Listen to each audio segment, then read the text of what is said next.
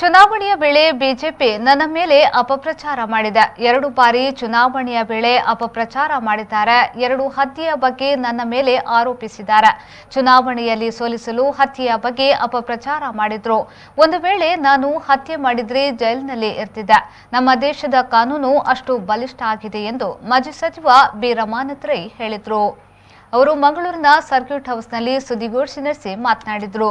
2 ಹತ್ಯೆ ಮಾಡಿದ್ರೆ ಹೊರಗೆ ತಿರುಗಾಡಲು ಸಾಧ್ಯವೇ? ಅಪಪ್ರಚಾರದ ಮೂಲಕ ಸೋಲಿಸಲು ಕುತಂತ್ರ ನಡೆಸಿದರು ಎಂದು ಆರೋಪಿಸಿದರು.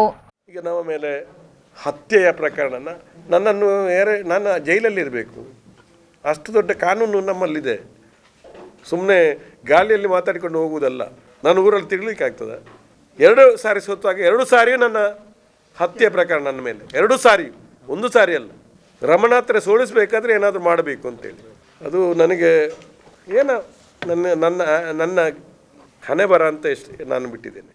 ಈ ಸಂದರ್ಭ ಸುದ್ದಿಗೋಷ್ಠಿಯಲ್ಲಿ ಕಾಂಗ್ರೆಸ್ ಮುಖಂಡರಾದ ಶಶಿಧರ್ ಹೆಗ್ಡೆ, ಜಯಶೀಲ ಅಡ್ಯಂತಾಯ, ಪದ್ಮನಾಭ್, ಅಶೋಕ್, ಹರಿನಾಥ್ ಮತ್ತಿತರರು ಉಪಸ್ಥಿತರಿದ್ದರು.